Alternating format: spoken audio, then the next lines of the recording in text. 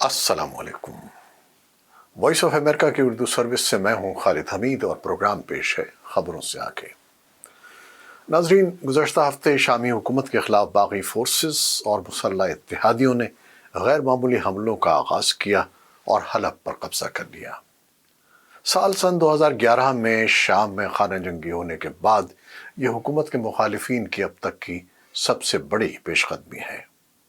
हलब को शाम का माशी दारुल-हुकूमत कहा जाता है और उस पर सन 2016 के बाद से सदर बशार अल-असद की हुकूमत का कंट्रोल रहा है।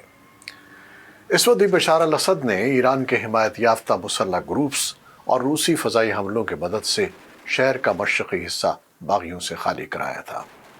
हलब की जंग में मुतअद्दिद ग्रुप शरीक हुए, जिसे ऑपरेशन डेटरेंस ऑफ एग्रेशन का कोड नेम दिया गया।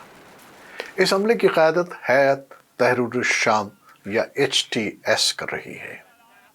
ये एक मजहबी ग्रुप है जो शिमाल मगरबी शाम में इदलिब के सूबे का ज़्यादातर इलाका कंट्रोल करता है।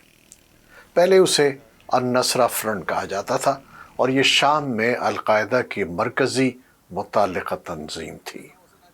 ताहम सन 2017 में उसने अल-कायदा से अपनी राहें जुदा कर ली थीं। Washington institute for near east policy के सीनियर फेलो एरान ज़ैलिन के मुताबिक इस ग्रुप के मौजूदा अहदाफ आलमी नहीं बल्कि मकामी नौयत के हैं। उनका कहना था कि मेरे ख्याल में वो शिद्दत पसंद हैं।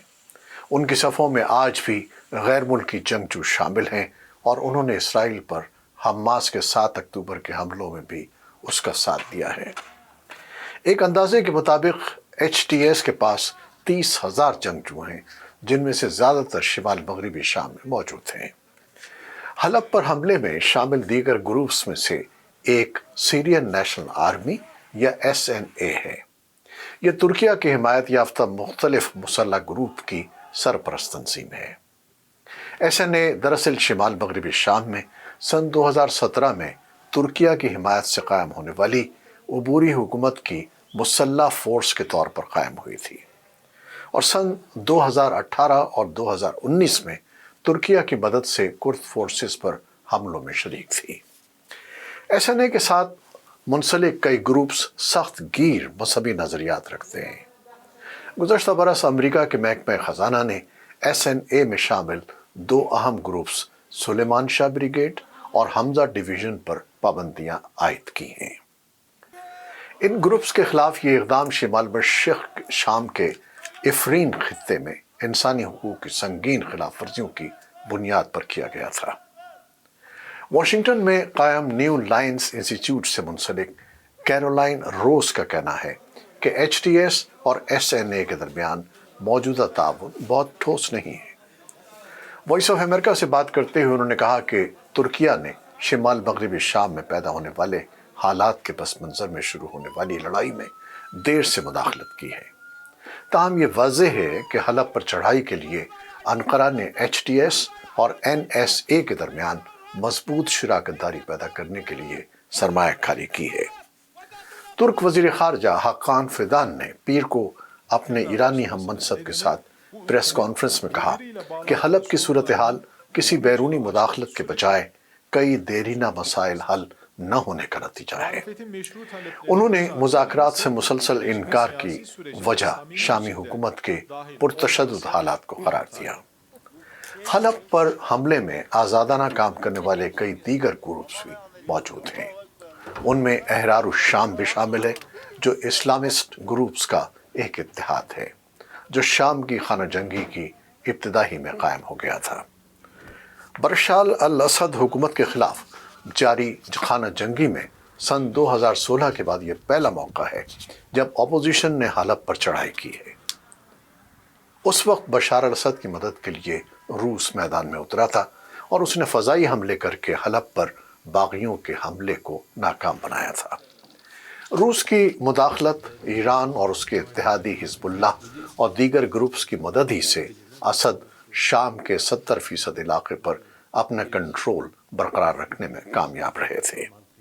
ताहम शाम में ज़ोर पकड़ती हालिया झड़पें मशरिक़ वस्ता में एक ऐसे वक्त नए महाज का गर्म होने का इशारा है जब अमरीका का करीब तरीन इत्तेहादी इसराइल غزہ میں حماس اور لبنان میں حزب اللہ جیسے ایران کے اتحادیوں سے مصروف جنگ ہے۔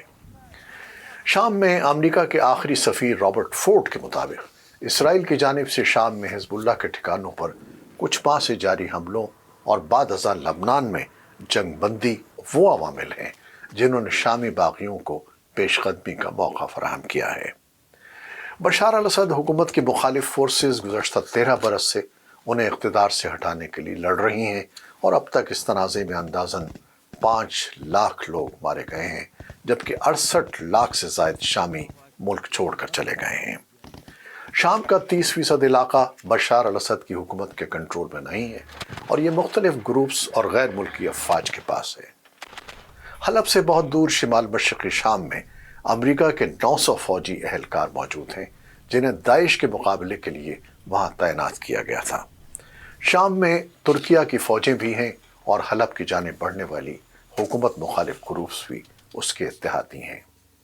شام کے امور پر گہری نظر رکھنے والے تجزیہ کار چارلز لسٹر کے مطابق گزشتہ برسوں میں باہم لڑنے والے فریقوں کے زیر کنٹرول علاقوں میں کچھ تبدیلیاں آئی ہیں۔ تاہم اگر شامی حکومت کی فورسز کے پاؤں اکھڑ جاتے ہیں تو موجودہ جھڑپوں کی وجہ سے آنے والی تبدیلیاں انتہائی غیر معمولی اور بازی پلٹ دینے والی ہو سکتی ہیں۔ سابق سفیر فورڈ کے مطابق حلب میں پیدا ہونے والی صورتحال سے عدم استحکام کا دائرہ وسیع ہو سکتا ہے، اور خاص طور پر اگر روس اور ترکیہ اپنے اپنے مفادات کے تحفظ کے لیے میدان میں اتر جاتے ہیں تو ایک دوسرے کے سامنے بھی آ سکتے ہیں۔ تو ناظرین، امکان یہ ہے کہ تنازعہ بڑھ کر کسی بڑی لڑائی میں تبدیل ہو سکتا ہے، جبکہ غزہ اور لبنان میں صورتحال اب بھی کشیدہ ہے۔ ایسے میں عالمی نقشہ کیا تصویر پیش کر رہا ہے، ذرا روشنی ڈالیے گا، منتظر رہیں گے۔ پروڈیوسر عزیز احمد اور ایڈیٹر مدثرہ منظر کے ساتھ خالد حمید کو اب اجازت دیجیے۔ خدا حافظ۔